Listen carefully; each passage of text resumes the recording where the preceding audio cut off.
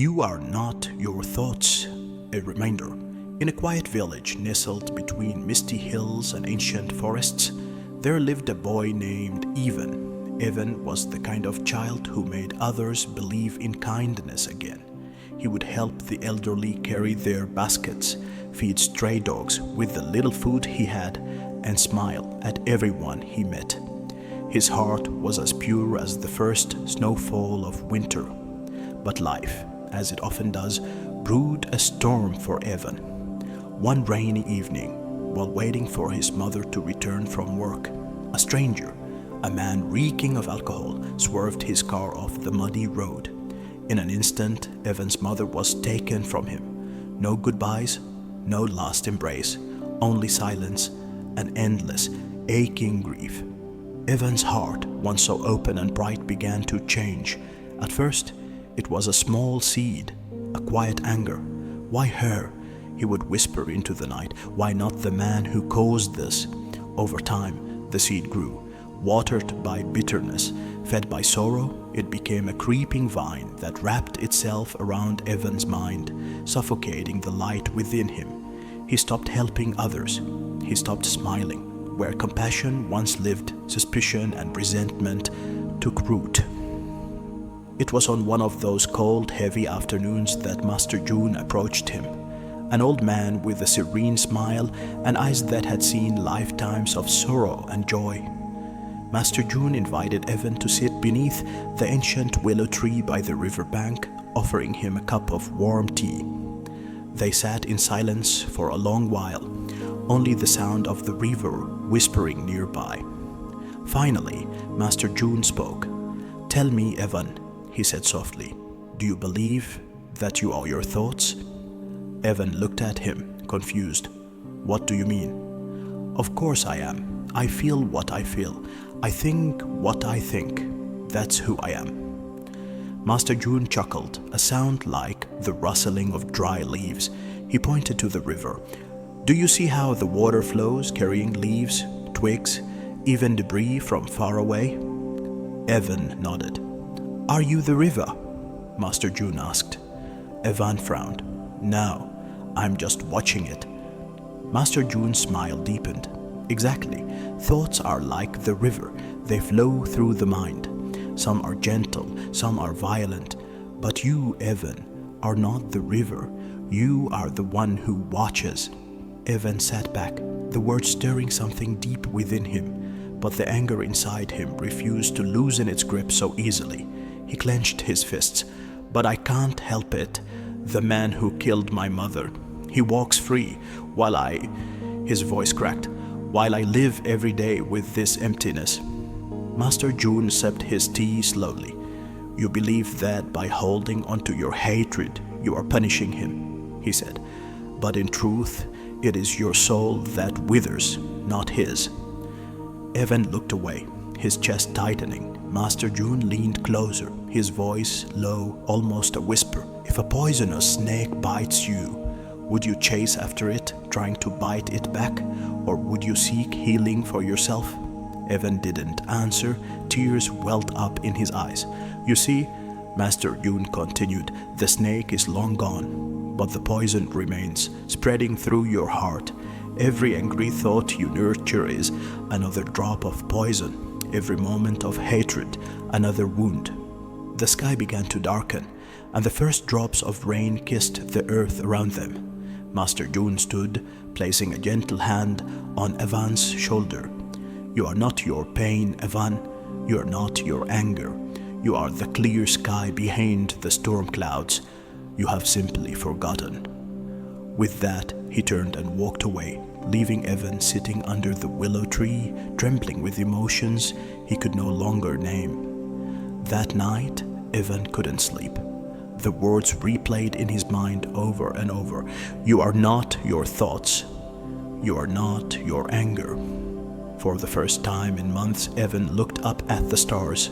He realized they had always been there, shining steadily, even when he had been too lost in grief to notice. A tiny voice inside him, no louder than a whisper, asked, "What if Master June is right? What if I don't have to be this broken?" The next morning, Evan returned to the willow tree. He sat cross-legged, closed his eyes, and began to breathe. At first, the anger surged. Memories flooded him. His mother's smile, the flashing lights of the ambulance, the indifference of the man who had destroyed everything. But he stayed. He watched. Slowly, the thoughts began to lose their power. They floated by like clouds, still present, but no longer consuming him. And for the first time, Evan felt a flicker of peace. It wasn't the end of his journey. It was just the beginning. But even a mighty forest begins with a single seed. And Evan had finally chosen to plant a seed of forgiveness instead of hatred. Days turned into weeks. Evan returned to the willow tree each morning, sitting in silence. At first, it was a struggle. The old anger would rise, roaring like a storm, pulling at him, demanding attention. But Master June had taught him to simply observe, not react. You are not the river. Evan would remind himself, you are the witness.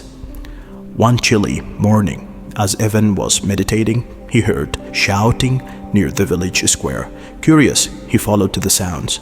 There, standing in the middle of the crowd, was the man, the drunk driver who had killed his mother. He was older now, broken, hunched over, begging for coins. His clothes were tattered, his eyes hollow. He was not a monster, he was simply lost. Evan froze. 1,000 emotions surged within him: rage, sorrow, confusion. Villagers whispered, casting stones of judgment with their eyes. He deserves it, someone muttered. Let him rot, another said. Evan clenched his fists. A part of him agreed. This man had destroyed his life. Why should he show mercy? But then Master June's words echoed through his heart. If a snake bites you, do you chase after it, or do you heal yourself? Breathing deeply, Evan stepped forward. He reached into his pocket, pulled out a loaf of bread he had brought for himself, and quietly placed it in the man's trembling hands. The crowd gasped. The old man looked up, eyes wide with disbelief. No words were spoken, but something shifted in the air. A thread of hate snapped, a new thread of compassion woven in its place. Evan turned and walked away, tears blurring his vision. It was not about the man, it was about Evan himself, choosing to be free from the chains of hatred.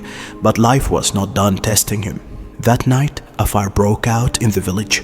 It spread quickly, devouring homes and fields. Evan rushed to help. Amid the chaos, he saw the same man, the drunkard, trapped inside a collapsing house. Without hesitation, Evan sprinted into the flames, dragging the man to safety. The villagers watched in stunned silence.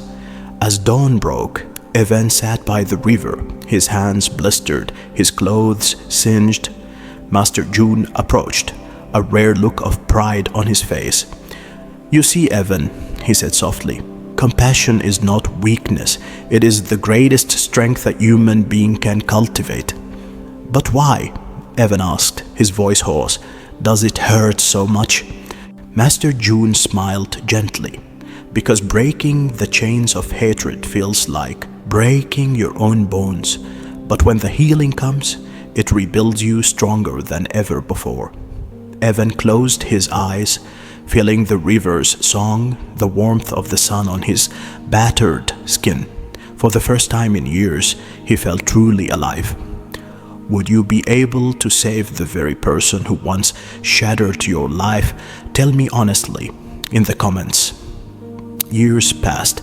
Evan, once a boy consumed by grief, became a man of quiet strength. He traveled from village to village, teaching others the wisdom he had learned not from books, but from living, truly living. He taught them that they were not their anger, not their failures, not their darkest thoughts. He told them that the soul was like a garden. What you chose to water would eventually grow.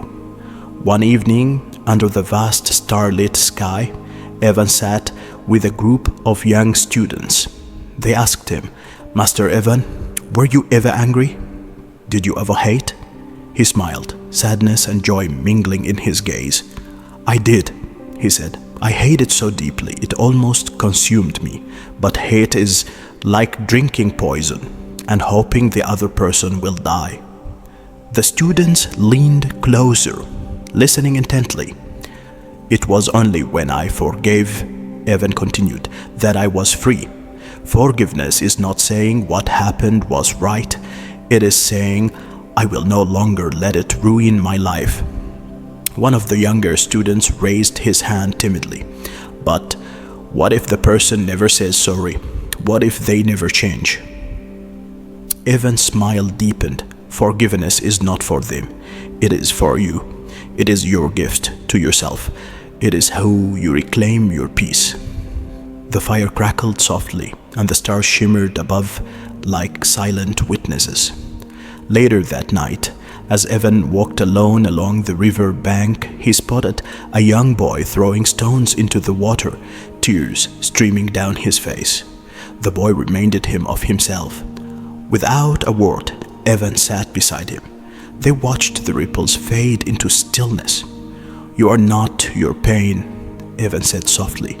You are the sky, your thoughts, your feelings. They are just passing clouds. The boy sniffled, looking up at him. Will it ever stop hurting? Evan placed a gentle hand on his shoulder. The hurt may visit, he said, but it does not have to live in you. At that moment, Evan understood something deeper. The true healing was never about erasing the past. It was about planting new seeds, seeds of love, seeds of hope.